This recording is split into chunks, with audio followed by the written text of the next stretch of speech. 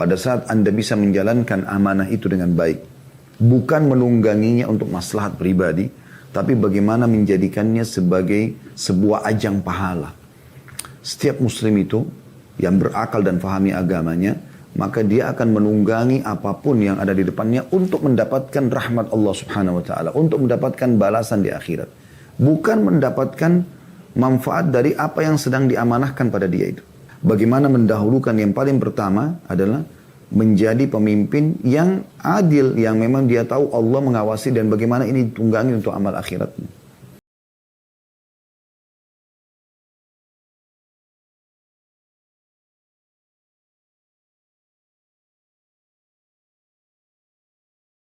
Baik, tema kita hari ini insya Allah teman-teman sekalian sesuai yang kita sepakati pada teman-teman panitia, yaitu pemimpin ideal. Ya.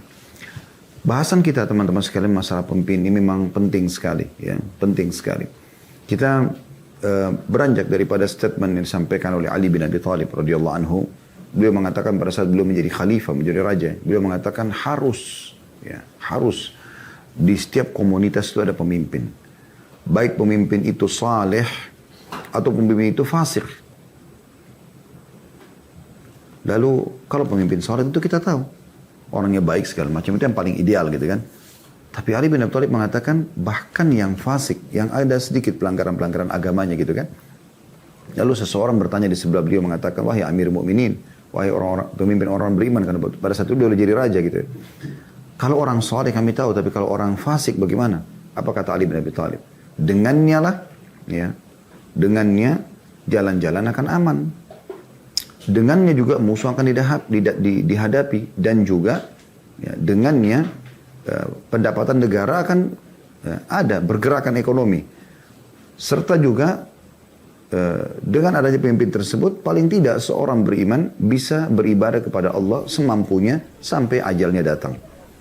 Tentu statement ini bukan berarti mengatakan kita berharap ya ada pemimpin yang fasik, tidak. Tetapi kita sedang membahas di mukaddimah kita tentang pentingnya kepemimpinan dalam Islam. Sampai-sampai Ali mengatakan ini penting. Ya. Dan kalau ada orang saleh itu yang terbaik. Kalau tidak ada maka siapapun yang jadi pemimpin harus ada pemimpin gitu ya. Kita bicara masih sekali lagi lingkup tentang bagaimana pentingnya kepemimpinan dulu. Nanti kita akan bahas tentang masalah pemimpin yang ideal ya.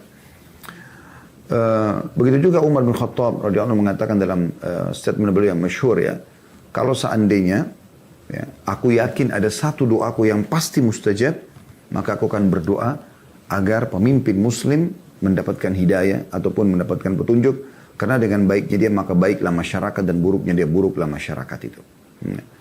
Jadi artinya pentingnya ada pemimpin gitu. Dan kita lihat bagaimana Nabi SAW pada saat hijrah ke Madinah, beliau mengambil alih kepemimpinan di Madinah. Selain Nabi beliau juga menjadi raja ya. Kemudian bagaimana para sahabat Ridwanullah alaihim yang mereka menyaksikan turunnya wahyu dan hidup bersama Nabi SAW. Mereka sepakat harus ada khalifah, ya, penerus kepemimpinan Nabi SAW. Sehingga mereka sepakat pada saat itu untuk mengangkat Abu Bakar ya, di Bani Thaqif. Ya, atau di Bani Thaqifah ini di satu lokasi ya, tempatnya suku Thaqif. Ya. Kemudian setelah Abu Bakar meninggal dunia, saat akan meninggal beliau memanggil sekretarisnya Utsman bin Affan untuk menulis wasiat agar menunjuk Umar menjadi khalifah, pengganti pemimpin. Kenapa harus ada regenerasi begini? Karena pentingnya kedudukan kepemimpinan itu kan. Dan harus ada pemimpin, apalagi kita akan sebutkan nanti sifat-sifat pemimpin itu harus memang ada pada diri dia sehingga bisa menjadi pemimpin yang ideal. Begitu juga pada saat Umar bin Khattab mau meninggal, beliau mengumpulkan 6 orang sahabat yang tersisa yang dijamin masuk surga oleh Nabi SAW. Uthman bin Affan, Ali bin Abi Thalib, Talha bin Ubaidillah, Zubair bin Awam, Sa'ad bin Abi Waqqas, dan Abdurrahman bin Auf. Ya. Kemudian beliau mengatakan, masuklah ke dalam kamar ini, ada kamar di rumah beliau, beliau mengatakan, ini kamar sering saya gunakan untuk memecahkan perkara kaum muslimin. Maka masuk kalian berenam di sini dan Abdurrahman, engkau adalah pemimpin majelis ini, dan jangan keluar dari kamar ini kecuali sudah tunjuk satu orang khalifah yang akan memimpin umat ini. Kalau tidak penting, tidak mungkin Umar lakukan ini, radhiyallahu anhu. Dan beliau langsung menghunuskan pedangnya sambil mengatakan, kalau kalian tidak menentukan pemimpin dan kalian, maka aku akan tebas leher kalian semuanya. Saking pentingnya. Tentu Umar tidak lakukan itu, karena Umar tahu mereka adalah orang-orang yang baik, orang-orang yang saleh. Tapi Umar ingin menunjukkan tentang pentingnya masalah ini gitu ya. Pada saat Uthman bin Affan dinobatkan setelah Umar bin Khattab dan meninggal, masyarakat Madinah langsung membaiat Ali bin Abi Thalib gitu kan. Dan terus saja waktu demi waktu kaum muslimin memilih pemimpin-pemimpin. Dan kita tahu teman-teman sekalian, jangankan kita bicara lingkup pemimpin negara. Dalam Islam banyak sekali kepemimpinan ya. Contoh misalnya dalam sholat. Ya. Ada imam dan kita kalau sholat berjamaah, pahalanya lebih besar, dimotivasi ya untuk ikut kepada seorang pemimpin gitu ya. Dia memimpin, dia ruku dia sujud gitu kan. Bahkan kalau Anda baca dalam bab fikih, kalau seandainya ada imam yang sholat berdiri, kemudian tiba-tiba dia sholat duduk, kata Nabi SAW, duduklah kalian. Kalau ada imam salah sholatnya, kita ingatkan, dia tidak mau tahu. Apakah kita berhenti sholat? Enggak. Misalnya dia rupa rakaatnya. Asar misalnya 4 rakaat. Dia berdiri lagi untuk rakaat yang kelima. Lalu kita ingatkan, subhanallah, bagi kaum laki-laki tentunya mengucapkan ini. Dia tidak mau tahu. Dia yakin ini masih baru 3 rakaat. Apa yang kita lakukan? Kita berhenti? Enggak, kita wajib ikut. Gitu kan? Yang penting kita sudah ingatkan. Dan Nabi SAW mengatakan kalau imam benar dia dapat pahala kalian. Kalau dia salah, maka bagi dia antara dia sama Tuhannya, dia akan dapat tergantung niatnya dia dan kalian akan tetap sah sholatnya gitu. Kemudian kita tahu juga ada safar, dikenal dengan Amir Safar. Bagaimana Nabi SAW mengatakan janganlah seseorang dari kalian safar 2 orang atau lebih kecuali sudah menunjuk salah satu menjadi pemimpin dalam safar tersebut. Nah pemimpin ini menentukan berhenti di mana, jalan ke mana, jam berapa jalan gitu kan. Kita juga tahu ada pemimpin dalam perang, panglima perang. Dan Nabi SAW selalu mewasiatkan masalah wajib patuh kepada pemimpin perang tersebut. Walaupun Anda merasa diri Anda lebih pintar daripada dia. Contoh kasus bagaimana pada saat Amr bin As baru 3 bulan masuk Islam radhiyallahu anhu. Nabi SAW langsung tunjuk menjadi pemimpin perang. Di pasukan perang ada Abu Bakar, ada Umar, ada Uthman, ada Ali, ada Talha, ada sahabat-sahabat Ridwanul Alim yang senior. Dan Amr bin As ini tadinya pembenci Islam. Gitu kan? Tapi dia jadi pemimpin. Tanpa terjadi sedikit permasalahan dengan Umar bin Khattab di dalam perjalanan karena waktu itu musim dingin, ya. Amr bin As larang menyalakan api. Umar marah, Umar mengatakan muslimin kedinginan. Lalu kata Amr bin As, itu keputusanku. Umar datang kepada Abu Bakar lalu mengatakan, Abu Bakar ini Amr. Artinya siapa yang tidak tahu dia ini tadinya musuh Islam baru 3 bulan masuk Islam. Ya, kalau kita kayak sekarang baru anak kemarin nih. Tiba-tiba dia mau mengatur-ngatur begini gitu. Ya. Sekarang muslimin kedinginan. Pasukan kedinginan harusnya ada api. Mereka hangatkan badan. Lalu kata Abu Bakar, ya Umar. Ini adalah pemimpin yang ditunjuk oleh Rasulullah. Dan Rasulullah tidak mungkin salah. Maka ikuti saja. Umar pun ikut. Berjalan waktu. Ya. Tidurlah mereka malam itu istirahat semampunya karena dingin sekali kan. Pagi-pagi bangun Amr bin As dengan hikmah Allah junub. Gitu kan. Dia minta didatangkan air untuk mandi junub oleh salah satu prajuritnya. Karena kedinginan dia tayamum. Ini belum pernah terjadi di kalangan para sahabat gitu. Maka Umar dengar, Umar tegur, hai Amr bagaimana caranya kau tayamum ini sementara ada air. Gitu. Amr bilang saya tidak mungkin. Nah, dingin sekali nih gitu kan. Umar tidak tahu harus kemana. Dia datang, dia tahu di pasukan yang paling alim sekarang adalah Abu Bakar. Datang kepada Abu Bakar. Abu Bakar begini kejadiannya. Abu Bakar tetap mengulangi, wahai Umar, ini adalah pemimpin yang ditunjuk oleh Nabi SAW. Udah, ikuti saja. Akhirnya Umar ikut. Terjadi kecamuk perang, kemudian Amr bin As mengatur strategi perang. Setiap muslim satu harus bersama temannya, supaya kelihatan, supaya dia tahu temannya ya, supaya saling bantu-membantu gitu. Karena mereka masuk ke pemukiman musuh, suku yang cukup besar, ribuan orangnya gitu. Setelah mereka masuk berhasil menang dengan izin Allah Subhanahu wa taala. Lalu yang terjadi, Amr bin As pada saat mereka sudah kocar-kacir musuh tersebut melarang pasukannya untuk menangkap tawanan perang tambahan. Udah, yang ada depan mata saja. Udah, yang penting kita sudah menang gitu. Umar juga sempat marah. Hai Amr, dari mana ini peraturannya? Selama ini Nabi SAW tidak pernah melarang kita menangkap berapapun banyak tawanan, ya. Maka Amr bilang itu keputusanku. Lalu kemudian Umar datang lagi kepada Abu Bakar, lalu Abu Bakar mengatakan, hai Umar, diingatkan sama ini adalah pemimpin Rasulullah. Ikuti saja. Maka Umar pun ikut. Udah. Akhirnya mereka pulang ke Madinah. Umar masih jengkel nih ya, gitu kan, karena kasus ini. Dan masih penasaran. Kepemimpinan Amr berlaku di kancah peperangan sampai pulang. Begitu tiba di kota Madinah, Berarti udah selesai kepemimpinan Umar bin Khattab langsung menemui Nabi SAW dan mengatakan, ya Rasulullah, ada kejadian seperti ini. Maka Nabi SAW panggil Amr bin As, panggil sahabat-sahabat yang hadir di peperangan tersebut, lalu menanyakan bagaimana kasusnya gitu kan. Ditanyalah Amr pada saat itu, hai Amr, Umar mengeluhkan kalau kamu sempat ya melarang pasukan untuk membakar api. Kenapa? Padahal kan mereka kedinginan.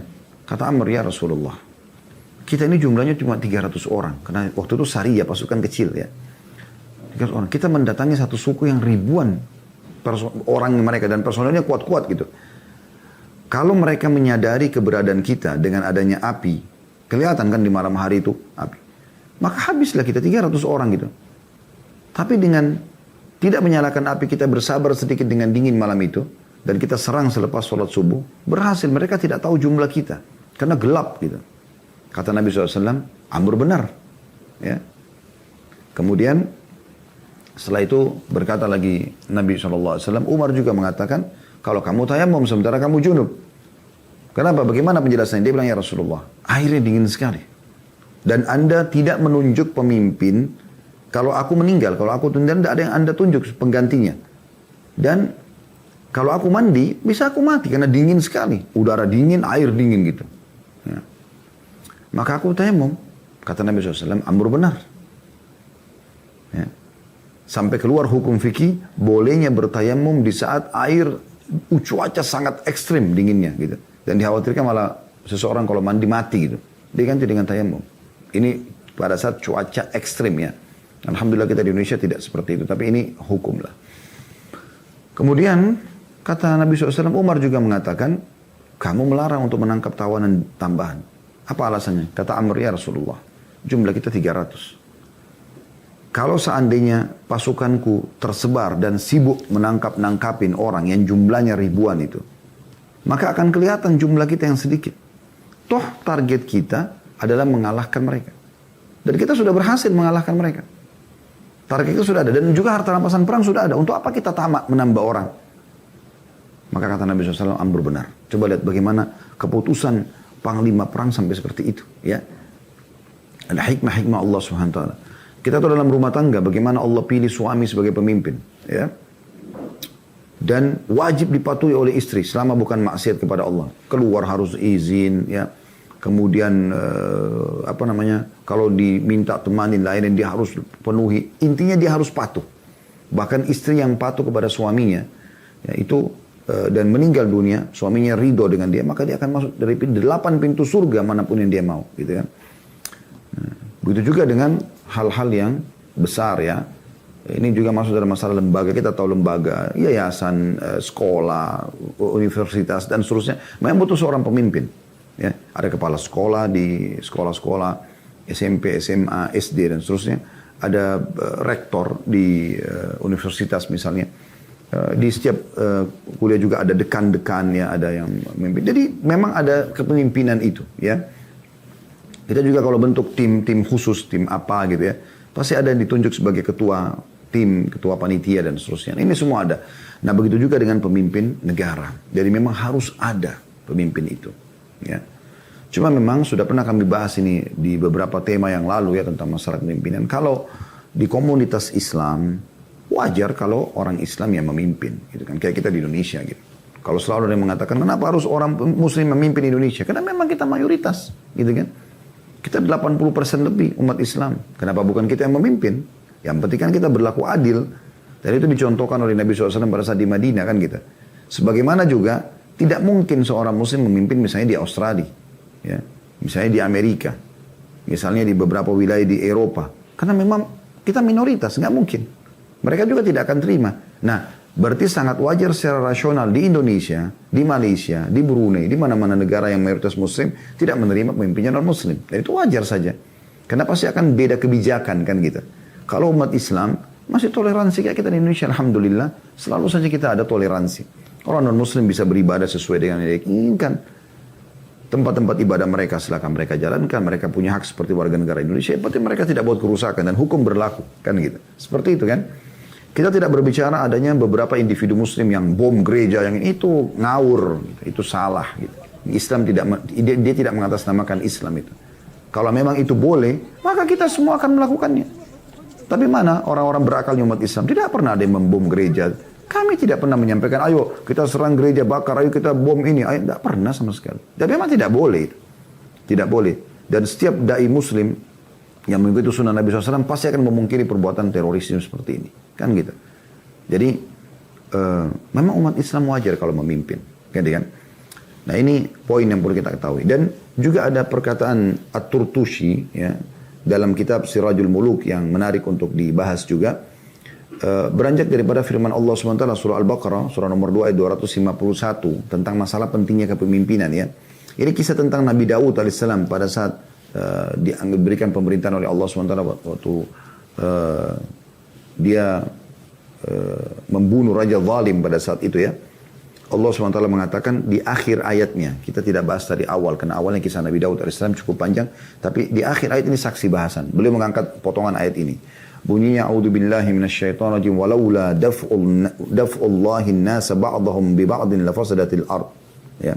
Artinya, seandainya Allah tidak menolak keganasan ya, sebagian manusia dengan sebagian yang lain, maka pasti terjadilah kerusakan di muka bumi. Ya. Teman-teman sekalian, waktu itu Raja Zalim ada. Dia membuat kerusakan di muka bumi. Maka butuh gerakan untuk melakukan, untuk menghilangkan kezaliman dia. Allah SWT membentuk, memudahkan orang-orang beriman itu membentuk pasukan. Di antaranya Daud AS masuk. Sampai Allah mudahkan dia membunuh Raja Zalim tersebut. Lalu Allah berikan dia pemerintahan. Ya. Makna daripada ayat ini, kata beliau, seandainya Allah tidak menegakkan pemimpin di muka bumi untuk menolak kesemena-mena yang kuat terhadap yang lemah dan membela orang yang dizalimi atas yang menzalimi, niscaya hancurlah orang-orang yang lemah. Manusia akan saling memangsa, segala urusan menjadi tidak akan teratur dan hidup pun tidak akan tenang. Rusaklah kehidupan di atas muka bumi. Kemudian Allah menurunkan karunia kepada umat manusia dengan menegakkan kepemimpinan. Allah Subhanahu wa taala mengatakan, tetapi Allah mempunyai karunia yang dicurahkan atas alam semesta. Ya, sebagaimana dalam Al-Baqarah 251 ya. Yaitu mengadakan pemerintahan di muka bumi sehingga kehidupan manusia menjadi aman. Karunia Allah Subhanahu wa taala atas orang yang zalim ya, ialah dengan menahan tangannya dari perbuatan kezalimannya. Sedangkan karunia-Nya atas orang yang zalimi ialah dengan memberikan keamanan dan bertahannya tangan orang yang zalim terhadapnya. Ya, seperti itu. Pemimpin ini teman-teman sekalian, dalilnya cukup banyak juga dalam Islam. Dan kalau ada di antara kita yang mengikuti acara ini, Allahu a'lam, dia diberikan oleh Allah SWT amanah kepemimpinan, terutama pemimpin negara. Ya. Baik dari presiden, kemudian jajarannya semua menteri-menteri, kemudian mungkin lingkup lebih di bawahnya misalnya gubernur, di bawahnya lagi misalnya wali kota atau bupati, di bawahnya lagi mungkin kepada camat, lurah, RW, RT, itu semua ya jajaran kepemimpinan. Atau Anda mungkin memimpin lembaga ya. Maka renungi ini teman-teman sekalian. Ya. Pada saat Anda bisa menjalankan amanah itu dengan baik, bukan menungganginya untuk maslahat pribadi, tapi bagaimana menjadikannya sebagai sebuah ajang pahala. Setiap muslim itu yang berakal dan fahami agamanya, maka dia akan menunggangi apapun yang ada di depannya untuk mendapatkan rahmat Allah Subhanahu wa taala, untuk mendapatkan balasan di akhirat. Bukan mendapatkan manfaat dari apa yang sedang diamanahkan pada dia itu, ya. Ada banyak orang begitu menjabat, yang paling pertama dia pikirkan adalah apa yang harus saya dapatkan dari ya pekerjaan ini yang berupa maslahat pribadi, terutama materi. Korupsi terjadi akhirnya, gitu kan. Akhirnya manipulasi data, nepotisme dan segala macam hal yang bisa mereka lakukan. Dan ini sebenarnya bertolak belakang. Harusnya dia bagaimana mendahulukan yang paling pertama adalah menjadi pemimpin yang adil, yang memang dia tahu Allah mengawasi dan bagaimana ini ditunggangi untuk amal akhiratnya. Bayangkan teman-teman kacaunya kalau setiap orang memimpin, atau jangankan pemimpin, orang biasa saja. Kalau setiap kali Anda berteman dengan orang atau Anda menjadi pemimpin di satu tempat, lalu Anda berpikir, ya, manfaat apa yang saya bisa ambil dari orang ini secara materi, maka kapan Anda ikhlas? Kapan Anda mengejar akhirat? Ada orang begitu berteman, kenalan, yang paling pertama dia harus tahu ini orang pekerjaannya apa nih, ya. Bukan masalah ini orang ibadahnya seperti apa. Yang dia tolok ukurnya materinya, gitu kan. Sehingga selalu dia pikirkan, saya dapat apa nih? Kalau orang ini cuma pegawai biasa, langsung dipandang setengah mata. Bisa saja mungkin dia tidak pernah tinggalkan sholat malam. Dia selalu sholat on time 5 waktu di masjid. Mungkin doanya mustajab. Ya. Tapi banyak orang seperti itu. Padahal Islam sudah mengajarkan bukan itu yang harus kita lihat. Tapi kita harus melihat tentang bagaimana hubungannya dengan Allah SWT. Umar bin Khattab radhiyallahu anhu pada saat menjadi khalifah dan ingin mengangkat seseorang ya, menjadi gubernur atau pemimpin di wilayah-wilayah kekuasaan beliau, maka yang paling pertama ketakwaannya, bukan kekayaannya, bukan kepintarannya, ketakwaan, hubungan dia sama Allah Subhanahu wa taala. Setelah itu nanti Allah akan berkahi dari ketakwaan itu ya, ke bawah. Makanya banyak sahabat tapi yang boleh pilih adalah orang-orang yang sangat zuhud, orang yang sangat dekat dengan Allah Subhanahu wa taala gitu kan. Dan kadang-kadang beliau pergi mengawasi sendiri, datang ke wilayah-wilayah yang ada gubernurnya lalu melihat rumah mereka terjadi perubahan atau tidak. Apakah dia pikir masalah pribadi dia atau masyarakatnya gitu. Lalu dia sering tanya masyarakat sekitar apakah dia adil atau tidak dan seterusnya. Ya. Kalau anda adil, teman-teman sekalian, renungi hadis ini. Kata Nabi SAW dalam hadis yang sahih, ya, thalathatun la turaddu da'watuhum. Ada 3 golongan yang tidak akan ditolak doa mereka. Dia minta doa pasti diterima. Siapa yang pertama? Al-imamul adil. Pemimpin yang adil. Ya, pemimpin yang adil. Ini ya. Jadi anda kalau jadi pemimpin yang benar, maka begitu berdoa anda diijab. Adil. Kemudian yang kedua, wassaimu hatta yuftir. Ya.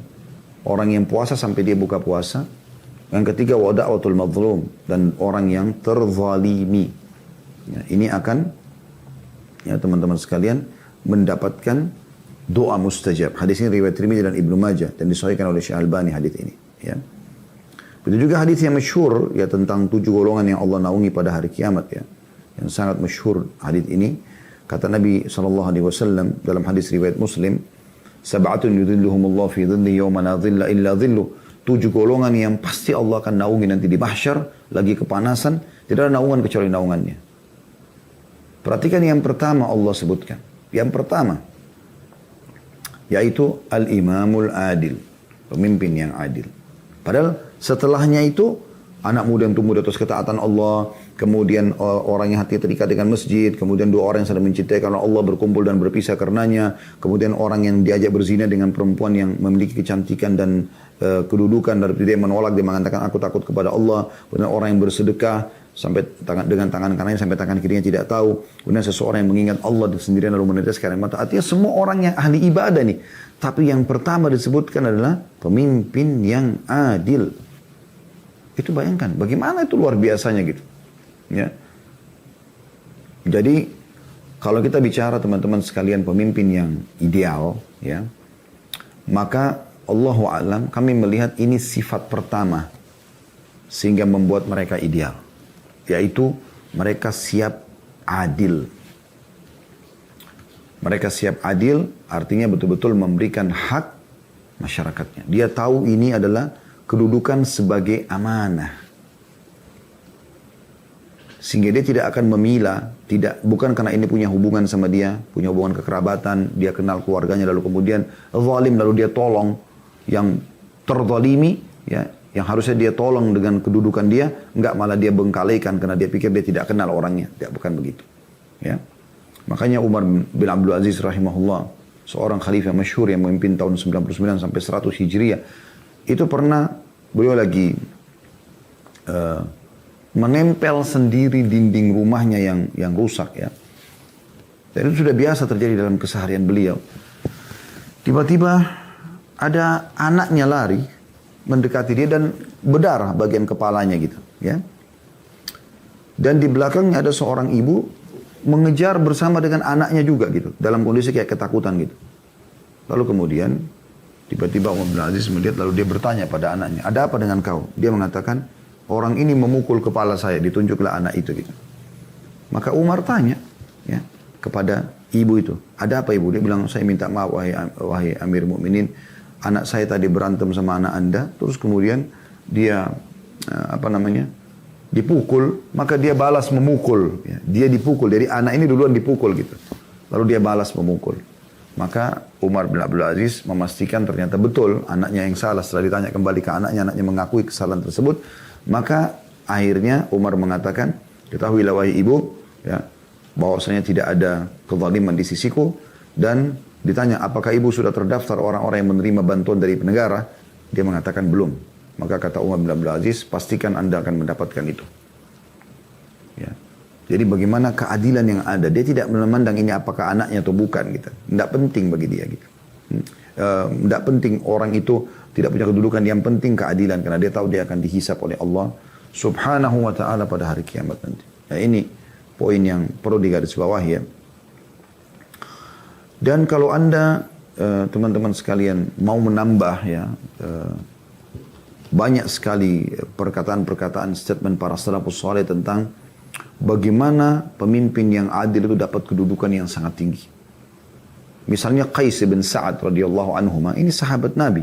Qais sahabat, Sa'ad ibn Ubadah ayahnya juga sahabat ridwanullah alaihim. Dia berkata, sehari bagi imam yang adil lebih baik daripada ibadah seseorang di rumahnya selama 60 tahun. Ya. Saya ulangi kata Qais radhiyallahu anhu, sehari bagi imam yang adil lebih baik daripada ibadah seseorang individu di rumahnya 60 tahun. Karena dia kalau mengambil satu keputusan yang adil, maka akan maslahatnya kemana-mana gitu. Ya. Begitu juga Masruq berkata, rahimahullah, seorang tabi'in yang masyhur, andai kata aku memutuskan hukum dengan hak sehari saja, maka itu lebih aku sukai daripada aku berperang di setahun di jalan Allah. Kalau ada keputusan yang aku harus ambil, misalnya sebagai suami, misalnya sebagai seorang pimpinan lembaga, apalagi kalau sampai pimpinan negara ya. Kata Masruq, kalau aku mengambil satu keputusan adil, kebenaran aku tegakkan dan yang batil aku akan perangi gitu kan. Sehari saja, maka lebih aku cintai daripada setahun berperang di jalan Allah. Itu kan luar biasa gitu. Abu Hurairah radhiyallahu anhu mengatakan, amal seorang imam yang adil terhadap rakyatnya sehari saja lebih utama daripada ibadah seorang ahli ibadah di tengah keluarganya selama 100 atau 50 tahun. Keputusan adil pemimpin ini, ya. Sehari saja kata Abu Hurairah lebih baik, lebih utama daripada ibadahnya ahli ibadah 50 atau 100 tahun di rumahnya. Ya. Itu kan luar biasa gitu, ya. Kemudian juga dinukil dari Sa'ad bin Sulaiman bin Zaid bin Thabit. Ya. Ini cucunya Zaid bin Thabit, sahabat Nabi. Dia mengatakan menetapkan hukum secara hak satu hari lebih utama di sisi Allah daripada sholatmu sepanjang umur. Terus saking luar biasanya pengaruh pemimpin adil. Makanya tadi dalam hadis 7 golongan yang Allah naungi itu, pemimpin adil yang pertama, karena memang ini keputusan mutlak. Ini sifat ideal pertama dari seorang pemimpin, dia berlaku adil. Ya. Jadi dia betul-betul menjaga masalah itu. Wahab bin Munabbi berkata, ya, rahimahullah, apabila seseorang pemimpin berkeinginan melakukan kecurangan atau telah melakukannya, maka Allah akan menimpakan kekurangan pada rakyatnya di pasar, di sawah, pada hewan ternak, dan pada segala sesuatu. Dan apabila seseorang pemimpin berkeinginan melakukan kebaikan dan keadilan atau telah melakukannya, niscaya Allah akan menurunkan berkah pada penduduknya. Jadi sebenarnya dari dia ini, ya, pemimpin ini adil, maka akan makmur gitu. Ini menurut beliau baru niat saja sudah Allah berikan keberkahan itu. Ya. Bahkan dinukil sebuah kisah teman-teman sekalian, ya. Pada saat wafatnya Umar bin Abdul Aziz rahimahullah, ada seorang alim di wilayah Irak sana. Dia kedatangan seorang tetangganya lalu mengatakan, wahai imam, sesungguhnya ya, tetangga saya, kambing tetangga saya memakani tanaman di depan rumah saya. Apa kata alim tersebut? Inna lillahi wa inna ilaihi raji'un. Sesungguhnya telah wafat Amir Mu'minin pada hari ini. Padahal mereka waktu itu belum ada medsos. Belum ada medsos gitu.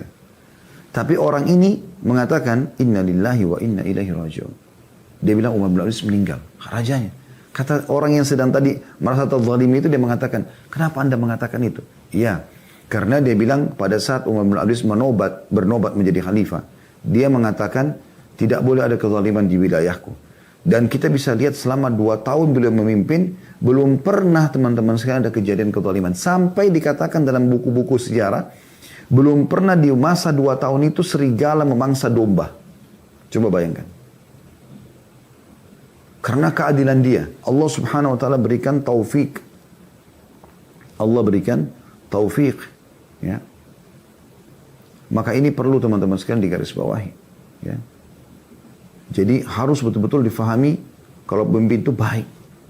Sampai kalau dia rusak semuanya ini. Ya. Sebagaimana Al-Walid bin Hisham berkata, rahimahullah, sungguhnya rakyat akan rusak karena rusaknya pemimpin. Dan akan menjadi baik karena baiknya pemimpin. Artinya, kalau pemimpin itu baik, gitu kan, dia berlaku adil, maka akan baik. Nggak usah gitu teman-teman. Kita sekarang berumah tangga misalnya. Saya sebagai suami berlaku baik dengan istri saya penuhi kebutuhannya, saya ramah, saya ingatkan kalau dia salah. Tentu kadang-kadang harus marah, karena nanti ada sifat pemimpin juga itu tegas ya. Marah gitu kan, kalau memang dibutuhkan. Nabi SAW marah pada saat terjadi pelanggaran agama gitu kan.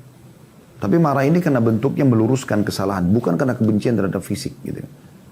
Maka kita akan temukan, kita akan disukai dalam rumah tangga itu. Kita akan nyaman dan mereka pun nyaman ya, seperti itu. Sufyan ats-Tsauri rahimahullah berkata, seorang ulama tabi'in yang masyhur ya, pada saat bertemu dengan Abu Ja'far al-Mansur, ini Khalifah Abbasi ya, raja pada saat itu. Dia bilang, aku tahu ada seorang laki-laki yang bila ia baik, adil, maka umat akan baik. Dan jika dia rusak, maka rusak umat. Kata Abu Ja'far al-Mansur, siapa dia? Kata Sufyan ats-Tsauri rahimahullah, Anda. Gitu. Maka pemimpin yang adil ini pasti pemimpin yang ikut bersama dengan rakyatnya. Rakyat mendapatkan keadilan yang sama semua. Tidak ada yang diistimewakan. Mau hubungan kerabat atau tidak gitu kan. Sehingga pihak yang merasa kuat tidak memiliki keinginan melakukan kezaliman. Karena dia tahu kalau dia zalim tetap dia dihukum walaupun dia kuat secara materi atau apa yang lainnya gitu. Ya. Adapun pihak yang lemah tidak merasa putus asa karena dia pasti yakin akan mendapatkan haknya. Keadilan. Ya. Bahkan ada sebuah kata hikmah berbunyi, pemimpin yang baik adalah pemimpin yang orang-orang tak bersalah merasa aman. Ya. Dia tidak salah, dia tidak merasa. Kalau Anda hidup di satu wilayah, Anda kalau tidak salah, Anda tidak pernah takut, maka berarti baik itu. Ya. Dan orang-orang yang bersalah merasa takut. Itu dianggap wilayah yang luar biasa gitu ya. Itu berarti pemimpinnya baik. Pemimpin yang buruk ialah pemimpin yang orang-orang tak bersalah merasa takut. Enggak ada salahnya tapi ketakutan. Seakan-akan akan dicari-cari kesalahannya gitu. Dan orang-orang yang bersalah merasa aman. Makin terlindungi. Nah ini berarti pemimpin yang buruk. Ya.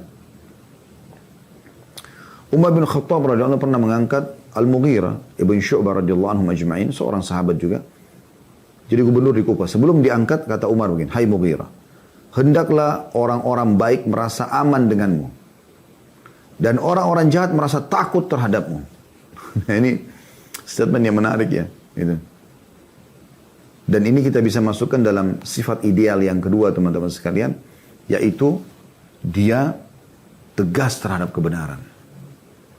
Tegas. Bukan keras. Bedain ya. Tegas itu ini boleh ini nggak boleh.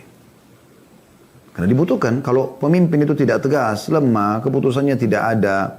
Dia semuanya menterinya yang ambil keputusan atau wakilnya atau kayak di rumah tangga istrinya yang ambil keputusan, anaknya ambil keputusan, atau di lembaganya malah di sekolah misalnya guru-gurunya, bukan dia. Lalu apa gunanya jadi pemimpin dia?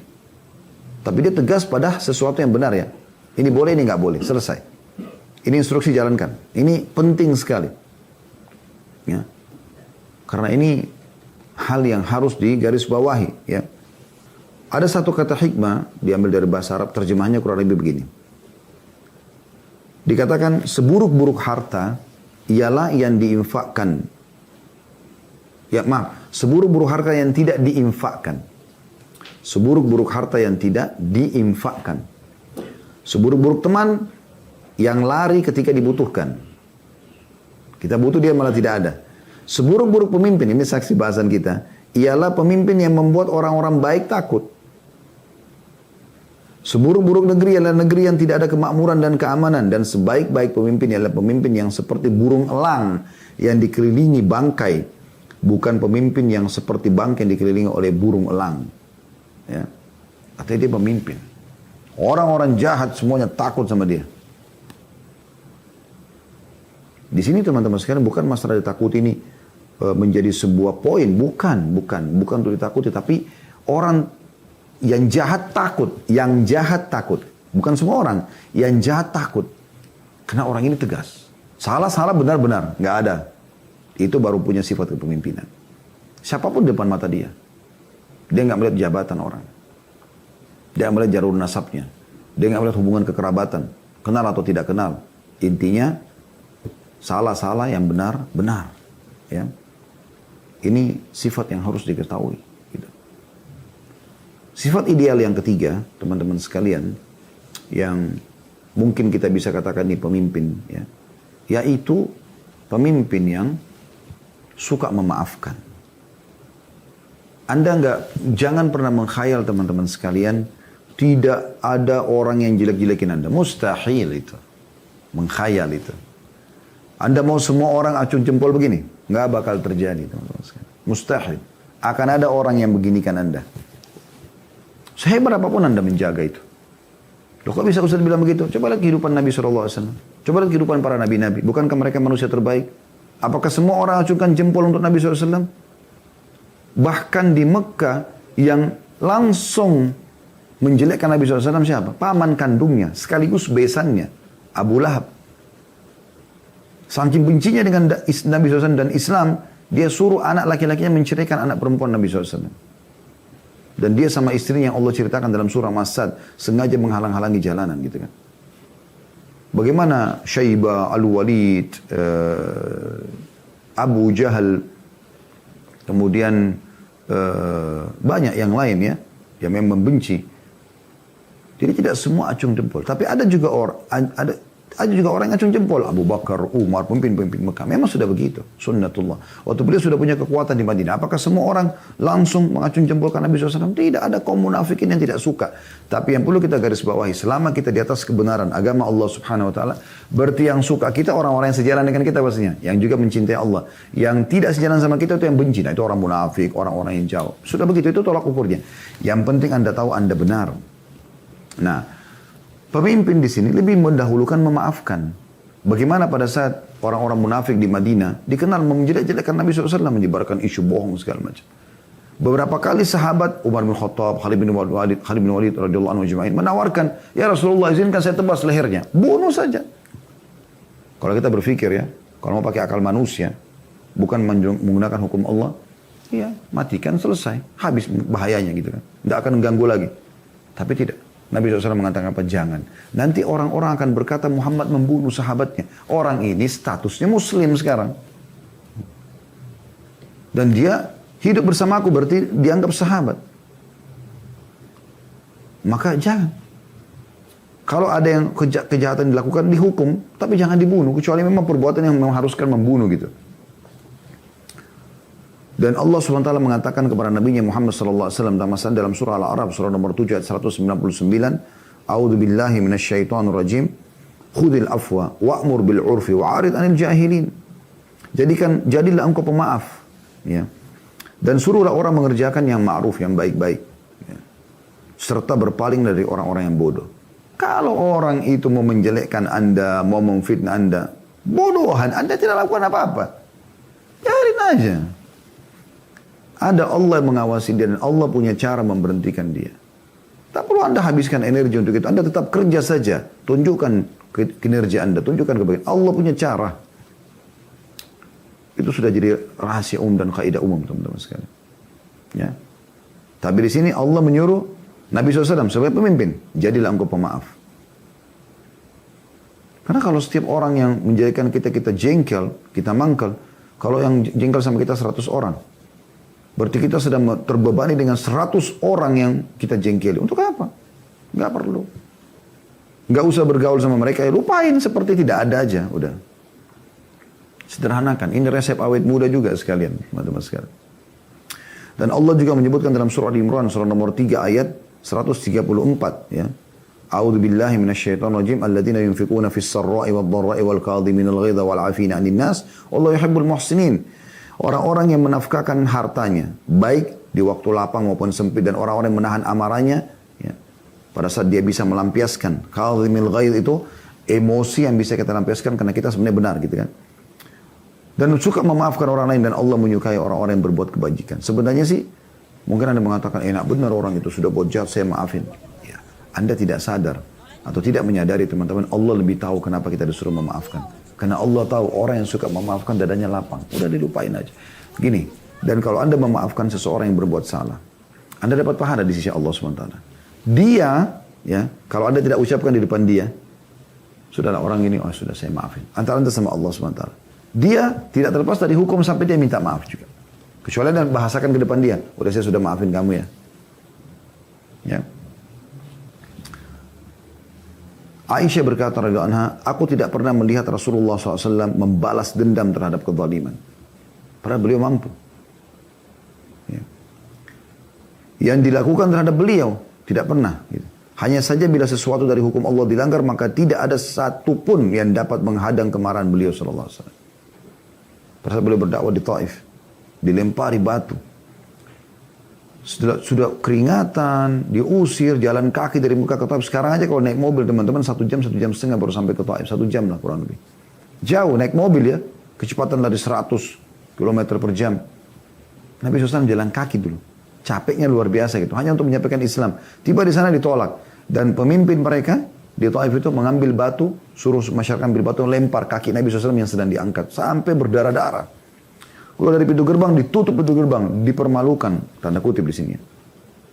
Nabi SAW jalan, tertati-tati dalam kondisi seperti lalu beliau mengatakan di bawah sebuah pohon lagi panas keringatan, ya Allah, kemana engkau akan arahkan aku? Karena Mekah tolak dakwah, ke Taif tolak. Beliau waktu itu tidak punya inisiatif, belum punya tempat lain, Madinah belum terbuka pada saat itu.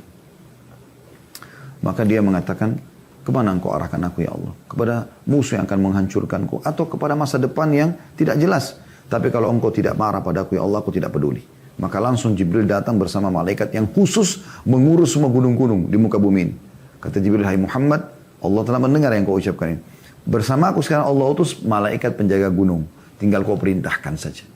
Dia bisa menyatukan antara gunung-gunung 2 kota ini, Mekah sama Taif. Dua-duanya habis sejarah. Dalam sejarah manusia habis semuanya. Toh juga dakwahmu akan tersebar. Atau kau maafkan mereka dan dakwahmu akan tersebar. Bayangkan pilihan dalam kondisi berdarah-darah, emosi nih ya. Apa kata Nabi SAW? Aku memaafkan mereka. Semoga saja dari keturunan mereka keluar orang-orang yang beriman kepada Allah. Keluar dari Al-As bin Wa'il, Amr bin As. Keluar dari Khattab, Umar. Ya. Keluar dari Abu Jahal. Ada Ikrimah. Dari sahabat-sahabat yang mulia ini. Ridwanullah alaihim. Gitu kan. Ada kejadian unik ya. Uyainah bin Hasan berkata pada saat pada saat masuk menemui Nabi SAW. Ini Uyainah orangnya kasar sekali gitu. Kasar sekali gitu. Dan dia masuk bertemu dengan Umar lalu dia mengatakan, hai Ibnu Khattab, demi Allah engkau tidak memberi kami secara cukup dan engkau tidak menghukum di antara kami secara adil. Tanpa salam, tanpa apa, orang ini badui kasar. Gitu. Ini memang orang dari zaman Nabi SAW, dia sahabat juga. Tapi dari zaman Nabi SAW ini kepala suku Ghatafan ya. Selalu buat masalah gitu. Dia sebenarnya mau minta sesuatu sama Umar, minta dikasih duit ke apa. Tapi caranya langsung, engkau tidak adil hai Umar. Umar bin Khattab ditantang begini. Langsung Umar pakai tongkatnya dihantam sama Umar. Ya. Dikatakan dari marahlah Umar pada saat itu, lalu beliau memukulnya. Karena ini ngawur ini. Ngomongnya nggak masuk akal, nggak sopan, nggak apa gitu ya. Maka ada orang di sebelah Umar mengatakan, ya Amir Mu'minin, sesungguhnya Allah berfirman, khudil afwa, wa'mur bil urfi, wa'arid anil jahilin. Jadilah engkau pemaaf. Yang tadi turun ya, Al-A'raf 199, surah nomor 7. Jadilah engkau pemaaf. Ini kepada Nabi SAW dan tentu kepada umatnya juga gitu kan. Jadilah engkau pemaaf. Ya. Dan perintahkan orang berbuat baik. Berikan mereka edukasi, pemahaman supaya mereka tahu itu adalah salah gitu kan. Dan tinggalkan orang-orang jahil. Ini orang jahil ya Amir Mu'minin. Orang ini jelas bodoh. Ngapain dilayani? Gitu kan. Untuk apa bisa energi buat itu? Maka kata perawi riwayat ini, demi Allah, ketika mendengar itu Umar pun langsung tiba-tiba terdiam. Karena dia tahu Allah suruh. Dan dia berhenti ya, untuk tidak lagi memukul orang tersebut atau menghukumnya gitu kan. Dan cukup banyak sabda Nabi SAW, irhamu man fil ardi yarhamkum man fis sama. Kasihilah orang yang di bumi, maka yang di langit akan mengasihi kalian. Hadis yang masyhur ini ya. Dan ini diprioritaskan pada pemimpin harusnya. Bagaimana dia melakukan itu. Ya, bagaimana dia melakukan itu. Ya. Sifat yang ketiga, teman-teman sekalian, yang ideal ya, dari pemimpin ideal adalah bagaimana mereka amanah. Amanah. Artinya, apa yang merupakan hak dia, boleh dia ambil. Yang bukan hak dia tidak boleh. Kan banyak pemimpin tidak amanah. Yaitu, mereka coba misalnya mengambil yang bukan haknya, menggunakan fasilitas yang bukan haknya, hanya karena power yang dia miliki. Nah, ini tidak boleh. Ya. Dan Nabi SAW sudah menyebutkan tentang masalah khianat ini ya. Tidak amanah berarti khianat gitu kan. Bagaimana itu adalah tanda-tanda orang munafik. Kata Nabi SAW, tanda-tanda orang munafik ada 3. Ya. Kalau dia berbicara dia berbohong, kalau dia berjanji dia mengingkari, dan kalau dia diberikan amanah dia berkhianat. Gitu kan. Dan bagaimana beratnya, termasuk orang yang sangat berat siksaan hari kiamat adalah pemimpin yang berkhianat terhadap rakyatnya. Kalau Anda mengkhianati satu orang saja, misal contoh, ya, maka sudah cukup orang itu akan, teman-teman sekalian, akan mengambil pahala kita atau menuntut kita di depan Allah SWT pada hari kiamat. Ya. Itu berat itu. Ya. Dan itu adalah sifat yang ketiga. Tentu kalau kita ingin bahas ini panjang sekali teman-teman sekalian, tapi kita ringkaskan, dan Anda sudah tahu amanah. Di mana-mana orang kalau amanah itu dibutuhkan, orang akan dicari gitu kan. Ya. Karena sifat amanah ini yang bisa dipegangi dari seseorang. Ya. Dan bagaimana Umar bin Khattab sibuk mencari amanah atau orang-orang yang amanah itu ya. Dan beliau mengatakan seseorang yang amanah tidak akan berkhianat. Ya. Seseorang yang amanah tidak akan berkhianat. Ya. Hanya saja pengkhianat diberi amanah, lantas wajar saja ia berkhianat. Jadi kalau orang yang dasarnya memang mukmin baik, maka dia tidak akan berkhianat kalau orang amanah. Tapi kalau ada orang yang berkhianat, berarti memang dasarnya dia pengkhianat itu. Ya. Dan beliau betul-betul menyortir, jangan sampai ada yang lewat dalam masalah seperti ini. Artinya siapapun jadi pemimpin di wilayah beliau, selalu beliau jaga itu. Kemudian yang keempat teman-teman sekalian, ini bagaimana seorang pemimpin itu juga alim. Ini ideal, kita bicara idealnya. Harusnya dia alim. Alim masih memahami tentang hukum Allah Subhanahu wa taala. Ini penting. Ya, ini sayang sekali di wilayah kita dan beberapa wilayah yang lain ya. Dia tidak dijadikan sebagai skala prioritas. Bahkan banyak pemimpin mungkin baca Quran pun masih salah. Dia tidak faham mana hukum halal haramnya Allah. Bagaimana bisa ini? Anda lihat bagaimana Nabi SAW menobatkan Abu Bakar ya, untuk menjadi khalifah setelah beliau. Maksudnya beliau mengatakan perintahkan Abu Bakar agar memimpin sholat. Dan pada satu pemimpin sholat adalah seorang pemimpin. Dan akhirnya sahabat juga sepakat. Karena mereka tahu Abu Bakar adalah orang yang terbaik setelah Nabi SAW. Bagaimana Abu Bakar mengatakan kepada Uthman bin Affan, waktu menulis wasiat dan tulis nama Umar, dia mengatakan, iya, Umar orang yang paling pantas untuk memimpin karena dia adalah orang yang paling faham hukum halal haramnya Allah dari umat ini. Begitu juga Umar bin Khattab pada saat mengumpulkan 6 orang sahabatnya masuk surga. Ini dianggap ulamanya, gitu kan. Jadi kadang-kadang ada orang yang menganggap ulama itu tidak perlu menjadi pemimpin. Loh ini aneh ini. Harusnya mereka yang paling paham hukum halal Allah itu diangkat jadi pemimpin. Itu idealnya. Ya. Memang seperti itu. Dan kita lihat para sahabat Nabi Khulafaur Rasyidin itu mereka 4 orang ini, Abu Bakar, Umar, Uthman, Ali radhiyallahu anhum ajma'in, ini adalah ulamanya sahabat. Dan dengan memahami hukum Allah Subhanahu wa taala mereka berlaku adil akhirnya. Mereka bisa jalankan semuanya. Kasus teknis mereka bisa dibantu nantinya. Masalah administrasi, masalah ini memang ada orang-orang yang ahli di bidangnya, kayak masalah akuntansi, masalah finance, masalah apa, masalah itu semuanya bisa diatur, ya.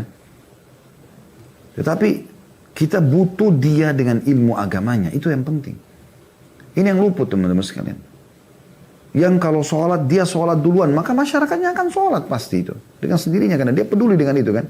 Dia jaga yang haram, maka masyarakat juga akan jauh dari yang haram. Kenapa sekarang banyak di wilayah-wilayah kaum muslimin yang haram tersebar luas? Karena memang mereka tidak tahu itu halal atau haram sih. Kasus riba tersebar di mana-mana, zina di mana-mana, segala macam. Karena bagi mereka nggak penting. Ini kenapa? Karena bukan alim. Tapi kalaupun ada pemimpin yang bukan seorang alim, maka ada satu resep penyelamat bagi dia, yaitu dekat dengan para ulama. Ini garis penting, garis bawah ini teman-teman sekalian. Karena kalau mereka jauh dari ulama, maka akan hancur semuanya. Siapa yang akan memandu mereka? Orang-orang jahil dari sisi agama, pasti jadi haram, haram pun jadi halal. Coba kita renungi sama-sama dengan hadis Nabi SAW ini ya. Yang kata Nabi SAW, hadis ini diriwayatkan oleh Bukhari. Inna Allah la yaqbidul ilma intiza'an yantazi'uhu minal ibad. Sesungguhnya Allah tidak menarik ilmu itu, ya mengangkat ilmu itu dengan seketika. Maksudnya sini ilmu agama ya, sehingga mereka tahu apa yang Allah ridhoi, apa yang Allah tidak ridhoi gitu ya. Walakin yaqbidul ilma biqabdil ulama. Tetapi Allah mengangkat ilmu itu dengan mewafatkan para ulama. Hatta idza lam yabqa aliman ittakhadha an-nasu ru'usan juhalan. Sampai kalau sudah tidak lagi orang alim, tidak peduli lagi dengan keberadaan mereka ataupun mereka sudah wafat, maka mulailah orang akan mengambil pemimpin-pemimpin yang bodoh. Ya. Fasu'ilu fa'aftau bighairi ilmin fadallu wa adallu. Dan pada saat mereka ditanya, maka mereka bicara tanpa ilmu. Akhirnya mereka sesat lagi menyesatkan. Ini terjadi. Apa Imam Turtusi mengatakan rahimahullah? Resapilah hadits ini baik-baik. Sesungguhnya musibah menimpa manusia bukan karena ulama. Bila para ulama telah wafat lalu orang-orang jahil mengeluarkan fatwa atas dasar kejahilannya, maka itulah musibah yang menimpa manusia. Ya. Jadi kedudukan mereka ini penting. Ada lagi hadis lain ya, yang Anda perlu renungi ya. Bagaimana Nabi SAW mengatakan, al-ulama warathatul anbiya. Para ulama pewarisnya para nabi. Ini mutlak. Nabi-nabi siapa? Pemimpin manusia yang menerapkan hukum Allah Subhanahu wa taala, gitu kan? Maka pewaris para nabi pada saat Nabi meninggal siapa? Para ulama. Tentu kita bicara sini ulama rabbani. Ulama yang betul-betul faham tentang hukum halal-haramnya Allah dan dia terapkan dalam kehidupan mereka. Bukan hanya sekedar status saja. Ya. Status gelar. Ustadz, doktor, profesor, kiai. Bukan gelar. Tapi isi. Berisi nggak ini orangnya dari sisi hukum agama Allah. Dan bagaimana praktek dalam keseharian dia. Banyak orang gelarnya banyak. Tapi nggak ada praktek dalam hidupnya. Ya. Ini perlu digarisbawahin. Dia harus berilmu. Ini sifat yang keempat ya. Sifat yang kelima teman-teman sekalian, dia harus sehat. Jasmani, rohani ya. Dia tidak cacat gitu. Dan ini sudah umum. Karena bagaimana kalau dia misalnya memimpin sementara dia cacat secara fisik, susah gitu kan. Pemimpin kan butuh cekatan. Ya. Ini termasuk yang kelima ya. Dia harus selamat dari itu. Kemudian yang keenam teman-teman sekalian, dia berani, punya sifat keberanian membela kebenaran, wilayahnya, mempertahankan wilayahnya dan kebenaran itu. Di sini berani dalam menghadapi musuh di sini. Karena kalau dia lemah, susah. Ya. Anda bisa lihat bagaimana Al-Mawardi rahimahullah dalam buku Al-Ahkam Sultaniyah menyimpulkan tadi yang kita sampaikan itu. Kata beliau, syarat-syarat pemimpin dan idealnya adalah yang pertama adil dengan ketentuan-ketentuannya. Tadi sudah kita sebutkan yang pertama adil. Yang kedua kata beliau ilmu yang bisa mengantar kepada ijtihad dalam menetapkan permasalahan kontemporer dan hukum-hukum. Bahkan kalau dia seorang alim tadi kita jelaskan, dia nggak butuh fatwa sebenarnya. Karena dia sudah tahu. Abu Bakar mengambil keputusan kecuali memang butuh musyawarah, mendengar pendapat baru beliau bermusyawarah. Kalau sesuatu yang sudah beliau tahu beliau menerapkan. Yang ketiga sehat jasmani berupa pendengaran, penglihatan, lisan agar ia dapat menangani tugas kepemimpinannya. Kalau tuli susah, kalau bisu susah, kalau buta susah kan gitu. Kemudian ya, yang kemudian normal, tidak cacat. Di sini beliau pisahkan 3 sama 4, tapi ini beliau mengatakan yang tidak menghalangi untuk bergerak dan bereaksi. Yang kelima bijak. Ya. Tadi kalau kita bahasakan itu tegas, bijaksana juga oke ya. Yang bisa digunakan untuk mengurus rakyat dan mengatur kepentingan negara, kata beliau. Dan ini kita bisa masukkan dalam sifat yang keenam masalah bijaksana. Gitu. Ya. Lalu yang keenam berani kata beliau. Yang bisa digunakan untuk menghadapi wilayah dan musuh-musuh.